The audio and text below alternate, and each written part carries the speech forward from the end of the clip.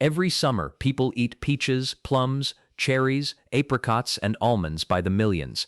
They enjoy the fruit, toss the pit, and never think about it again. And that is the part that should genuinely stop you in your tracks, because the thing most people throw away without a second thought is not trash, it is not useless, it is not just a hard little piece of waste left over after the fruit is gone. It is a living seed with the full blueprint of a future tree already inside it. What most people send to the bin could have become a peach tree, a plum tree, a cherry tree, an apricot tree, or an almond tree that goes on producing for years and in some cases for decades. And the crazy part is this: growing one is not complicated once you understand the process. It is not magic. It is not a specialist trick reserved for commercial nurseries. It is not something you need expensive equipment for. It is simply biology. If you give that pit the 3 conditions it was designed to respond to, you can turn something you were about to throw away into a real growing tree. If you care about growing your own fruit, saving money, using what you already have, and understanding how trees actually work instead of following vague advice that never gets specific enough to be useful, subscribe to this channel right now and turn on notifications. I put out practical growing content for people who want real results, not generic recycled tips. If you like the idea of taking ordinary kitchen leftovers and turning them into productive plants, you are going to get a lot out of this. In this video, I am going to walk you through the exact 3-step process for growing peaches, plums, cherries, apricots, and almonds from pits and seeds. But I am also going to show you where most people fail, why some of these species behave differently from others, and what you need to know if you want not just germination, but a seedling that actually survives long enough to become a real tree. And before we go further, there is one truth you need to understand right now, because it changes the way you look at every single piece of fruit you eat from this point on. Inside every stone fruit pit is a dormant plant embryo, a tiny living organism. It is paused, not dead, waiting, not inactive, protected, not useless. That hard shell is not random packaging. It exists for one reason: to keep the seed alive until the conditions outside tell it that survival is possible. That means the reason most people fail when they try this has almost nothing to do with bad luck. It is not because they are bad growers. It is not because the pit was impossible to grow. And it is not because these trees only come from nurseries. Most people fail because they treat a stone fruit pit like an ordinary seed. They stick it in soil, water it, and wait, and then nothing happens. Weeks pass, sometimes months. Eventually the pit rots, molds, or just sits there doing nothing, and they assume the whole idea was nonsense. But the idea was never nonsense. The method was wrong. Stone fruit seeds do not want to wake up in the middle of summer. They are programmed not to. In nature, the fruit ripens in the warm season, falls, gets eaten, or drops to the ground, and the pit sits through cold, damp winter conditions before it finally begins to germinate. That cold period is not optional. It is part of the instruction manual built into the seed. Skip it, and the seed may never break dormancy at all. This is the single biggest reason people fail with peaches, plums, cherries, apricots, and almonds. They do not recreate winter, and once you understand that, everything starts to make sense. Now there is something else I want to make clear before we get into the actual steps. When you grow a tree from seed, especially with stone fruits, the new tree may not be identical to the fruit you originally ate. That matters. A seed-grown peach tree can still be vigorous, healthy, and productive, but the fruit it eventually produces may vary in size, flavor, sweetness, color, ripening time, or quality from the parent fruit. That is normal. That is genetics doing what genetics does. If your goal is to clone an exact known variety, grafting is the route. But if your goal is to grow a free tree, learn propagation, produce rootstocks, enjoy the process, and potentially end up with excellent fruit anyway, growing from pits is one of the most satisfying things you can do. And in many cases, even when the fruit is not identical, the tree is still completely worth growing. So let's get into the exact system. Step 1 is choosing and preparing your pits properly.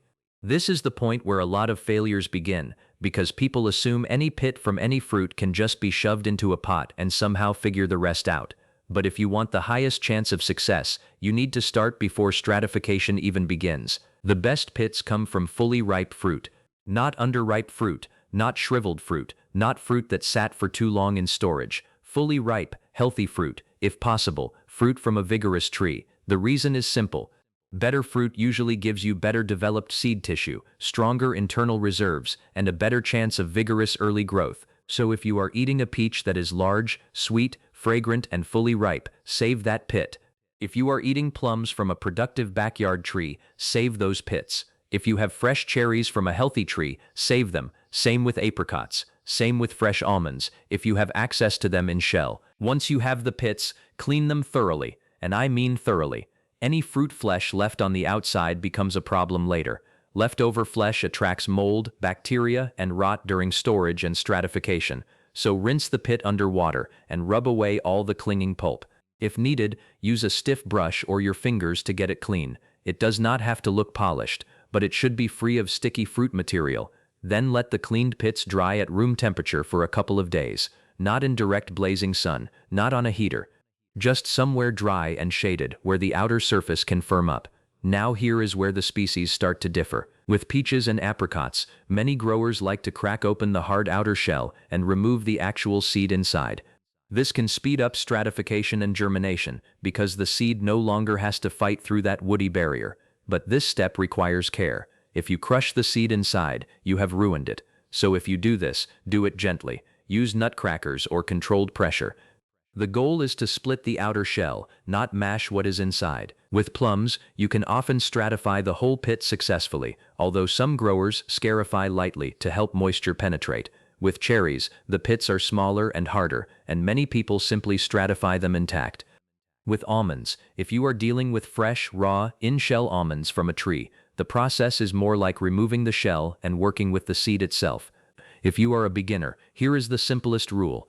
Clean the pits well, dry them briefly, and if you are not confident cracking them, stratify the whole pit rather than risking damage. Yes, extracting the seed can speed things up for some species, but a damaged seed never germinates. A whole healthy pit still can. And there is one more thing I strongly recommend here. Never prepare just one pit. Do 3. Do 5. Do 10 if you have them. Even experienced growers do not expect every single seed to make it. Some seeds are naturally non-viable. Some are weak. Some rot. Some simply do not respond. The person who puts one peach pit in one pot and expects certainty is setting themselves up for disappointment. The person who prepares multiple pits is playing the game correctly. That is step 1. Select well, clean well, prepare carefully, multiply your chances. Step 2 is the one that changes everything, and if you remember nothing else from this entire video, remember this section. You must give stone fruit seeds a cold, moist period. This is called stratification. This is the artificial winter you create so the seed believes the seasons have passed and it is now safe to wake up. Here is how to do it. Take your pits, or the extracted seeds if you opened them carefully, and place them in a container or resealable plastic bag with a slightly damp medium. The medium can be coarse sand, coconut coir, peat-free seed starting mix, paper towel, or a blend of these. What matters most is moisture balance. It should be damp enough that the seed does not dry out, but not so wet that it sits in stagnant moisture and rots. This is where many people sabotage themselves. They think more water means more life. With stratification, too much water often means death. If the medium is dripping, it is too wet. If you squeeze it and water runs out, it is too wet. You want it moist like a wrung-out sponge, not soaked like a dishcloth left in a bucket. Once the pits are nestled in that damp medium, place the bag or container into the refrigerator, not the freezer, the refrigerator. You are trying to mimic winter soil, not a block of ice. A normal household fridge is perfect. Then you wait. And yes, this is the part people hate, because it does not feel like gardening. It feels like waiting. But this waiting is the process. Peaches generally need a long chilling period, often around 90 to 120 days. Apricots are similar, usually long enough that patience matters. Plums and cherries often need something in the range of 60 to 90 days, depending on type and condition. Almonds usually require less, often around 40 to 60 days, though fresh material and variety make a difference. Do not get obsessed with exact perfection to the day. Think in ranges, monitor the seeds, and let the seed tell you when it is ready. And what are you looking for? A root tip, a tiny white radical emerging from the seed. That is the signal that dormancy has broken and the seed is alive and moving. Check the bag or container every couple of weeks. Open it. Inspect the seeds. Make sure the medium has not dried out. If it is drying, add a little moisture. If you see mold, remove the affected material, improve airflow, and reassess how wet you kept it. Mild surface issues do not always mean the seed is lost, but heavy rot is a warning sign that your moisture balance was off. Now, let me explain why this step is so important biologically, because once you understand the why, you are much less likely to cut corners. Joryu, these species evolved in climates where a seed that germinates too early would be killed. If a peach pit sprouted the moment the fruit fell in late summer, that tender seedling could face drought, frost, or seasonal stress before it had any chance to establish. So the seed waits for proof. Cold and moisture over time tell it that winter has passed. That is why your warm windowsill alone is not enough in the beginning. Warmth without winter often means dormancy remains locked. This is also why people get fooled. They plant the pit in potting soil indoors, keep it warm, and think they are helping it. But from the seed's perspective, the important seasonal signal never arrived. So if you want success, stop guessing and start giving the seed what it expects. And let me add one practical warning here that almost nobody tells beginners clearly enough. Do not stratify the seeds next to fruit that produces a lot of ethylene if you are storing them loosely with produce. Apples and some other fruits release gases that can affect nearby material. Keep your stratification setup simple, separate, and controlled. A labeled bag in the refrigerator is better than a forgotten pit rolling around in a produce drawer. Also label your species, really, because after several weeks, 5 different bags all start looking the same, and mixing up your peach and almond timing is an easy mistake to make. Now imagine what is happening during this stage. The pit that looked hard and lifeless is slowly changing. Dormancy is lifting. Internal chemistry is shifting. Enzymes are activating. The seed is preparing to become a root, then a shoot, then a stem, then a tree. It is one of the most satisfying things in gardening because it feels like you are watching a hidden process that most people never realize is happening. And when that little white root tip finally appears, that is the moment a lot of people get hooked for life. Because now it is no longer theory, now it is real. Before I give you step 3, I want to ask you something because I am genuinely curious. Which one are you most likely to try first? Peach, plum, cherry, apricot, or almond? Drop just the name in the comments. I always like seeing which tree people are most excited about, and honestly, it also tells me what topics I should go deeper on next. Now let's move to step 3, which is planting and establishment. This is where your germinated seed either transitions into a healthy seedling or gets knocked out by mistakes that are completely avoidable. Once you see the root tip, or once the chilling period is complete and the seed is clearly ready, plant it into a container with good drainage. I strongly recommend containers for the first stage even if you plan to plant the tree in the ground later. Containers give you control. You can monitor moisture better, protect young growth more easily, and avoid losing a tiny seedling outdoors before it has a chance to establish. Use a pot deep enough for early root growth. Stone fruits do not appreciate sitting in shallow, soggy conditions. Fill the pot with a free draining mix.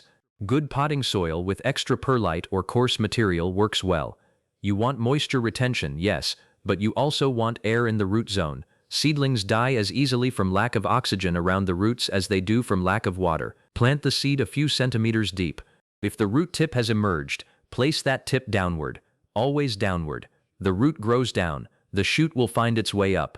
Cover gently, water thoroughly once so the mix settles around the seed, then let the excess drain away. Now put that pot somewhere bright and protected. Not in brutal all-day scorching sun on day 1, not in a dark corner either. Warmth and bright light are ideal. A protected outdoor spot with morning light or a bright sheltered area works well. Once the shoot emerges and starts putting on real leaves, you can gradually increase sun exposure. This gradual transition matters. A newly emerged seedling is not a hardened young tree, it is delicate. If you throw it directly into intense sun, drying wind, or wide temperature swings, it can stall, scorch, or collapse. Give it a week or 2 of adjustment as it gains strength. Water carefully, not compulsively. This is one of the biggest killers of new seedlings.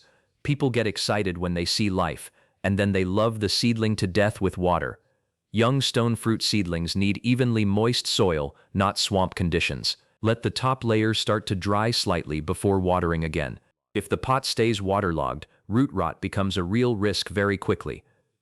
As the seedling develops its first true leaves and starts growing steadily, you can begin a very light feeding routine if your potting mix is not already rich. Keep it mild. This is not the stage for heavy fertilizer. Strong fertilizer on a very young root system can do more harm than good. Gentle growth is what you want. Strong roots first, fast top growth later. By the end of the first growing season, a well-managed seedling can surprise you with how much progress it makes. Under decent conditions, many of these young trees can put on substantial height in a single year. But the bigger point is not the exact height. The bigger point is establishment. A seedling that makes it through that first season healthy is no longer just an experiment. It is the beginning of a tree with real momentum. Now I want to give you something extra, because this is one of those small decisions that has an outsized effect on the outcome. Do not keep pits from random poor quality fruit if you have better options. If you have a choice between pits from small, bland, underdeveloped fruit and pits from large, ripe, well-formed fruit, keep the better ones. Stronger fruit often means better seed development and more internal energy reserves.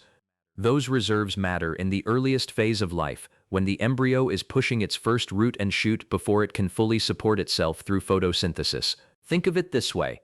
In the beginning, the seedling is living off what the seed packed for the journey. A stronger starting reserve can mean faster establishment, better early vigor, and a better chance of surviving those vulnerable first weeks. And here is another smart move. If several seeds germinate, do not rush to keep them all forever in the same way. Watch them, compare them, which seedling is sturdier, which one grows more evenly, which one handles the conditions best.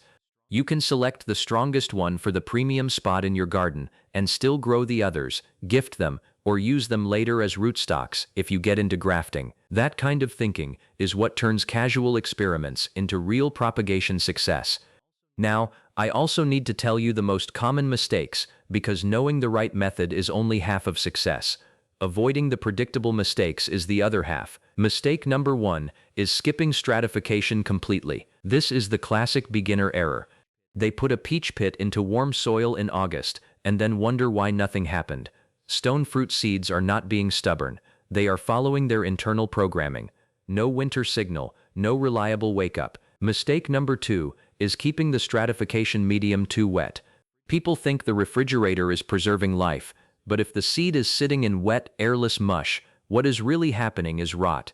Slightly damp is enough. More than that is often destructive. Mistake number 3 is damaging the seed while cracking the pit. This is especially common with peaches and apricots. People hear that removing the shell speeds things up, so they attack the pit with too much force. If you are not careful, you crush the living seed inside. If you are not confident, do not force it. Whole pit stratification is slower, but a living whole pit is better than a shattered seed. Mistake number 4 is planting the germinated seed upside down. It sounds minor, but it matters. The root tip should go downward.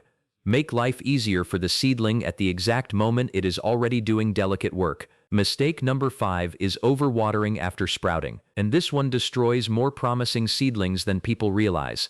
The seedling does not look dry, so they water again, and then again. And then the stem weakens, the leaves droop, the base softens, and they think it was a weak plant. Often it was not weak, it was suffocated. Mistake number 6 is moving the seedling into harsh full sun or rough outdoor exposure too quickly. Young growth needs hardening off. Trees become tough, but seedlings begin tender. Respect that stage, and your success rate goes up immediately. Mistake number 7 is assuming the seedling has failed too soon. Some pits move faster than others. Some species are slower. Some seeds germinate unevenly. If the method was correct, give the process time. Not endless time, but enough time. Gardening rewards patience more than panic. And finally, mistake number 8 is expecting seed-grown fruit to be identical to store fruit or nursery cultivars. If you understand from the beginning that seed growing is part propagation, part experimentation, and part long-term reward, you will enjoy the process far more. If you expect a cloned replica every time, you may misunderstand what seed propagation is actually giving you. Now step back for a second and really think about what this means. The next time you slice open a peach, finish a handful of cherries, eat a ripe apricot, or crack open fresh almonds, you are not looking at waste. You are looking at the start of another tree. A potential tree that costs you nothing extra. A potential tree that teaches you more about biology, dormancy, patience, and propagation than most people ever learn. A potential tree that, if you keep going with this, could one day give shade, blossoms, pollinators, wildlife value, and baskets of fruit. That is an extraordinary return from something most people throw away in seconds. And this is why I love this subject so much. It changes the way you see ordinary things. It takes a kitchen scrap and turns it into a long-term project. It takes a forgotten pit and turns it into possibility. It reminds you that fruit is not the end of the story. In a very real way, fruit is the delivery system for the next tree. You do not need a nursery to begin learning this. You do not need a large orchard. You do not need acres of land. You can start with one pot, one pit, one refrigerator shelf, and the willingness to follow 3 simple steps properly. Choose and prepare the pits well. Stratify them correctly with cold and moisture. Plant and establish the seedlings with patience and control. That is the system. Not complicated, just specific. And if you follow it, you move from being someone who eats fruit to someone who can start trees. That is a big shift. If this gave you real value, and if the next peach, plum, cherry, apricot, or almond pit you touch is not going in the trash because of what you heard here today, hit subscribe and turn on notifications. I share practical, field-useful growing information designed to help people actually get results in the real world. No fluff, no vague theory, just the kind of information that saves time, avoids mistakes, and helps you grow more. And I want to leave you with one final thought. Some of the most rewarding trees you ever grow will not be the ones you bought ready-made. They will be the ones you started yourself, the ones you watched wake up, the ones you protected when they were small, the ones that taught you patience, the ones that began as something everyone else overlooked. Then, that is what makes this so satisfying. You are not just planting a seed, you are interrupting a habit. You are replacing waste with growth. You are taking something ordinary and choosing to see its future. And once you start doing that, you never really look at fruit the same way again. In the next video, I am going to build directly on this and show you how to reduce the wait between growing a stone fruit from seed and getting useful results from it, including when to keep a seedling on its own roots, when to use it as rootstock, and how growers speed up the path to fruit with grafting. If you are serious about turning these pits into something more than a fun experiment, that is the video you are going to want next.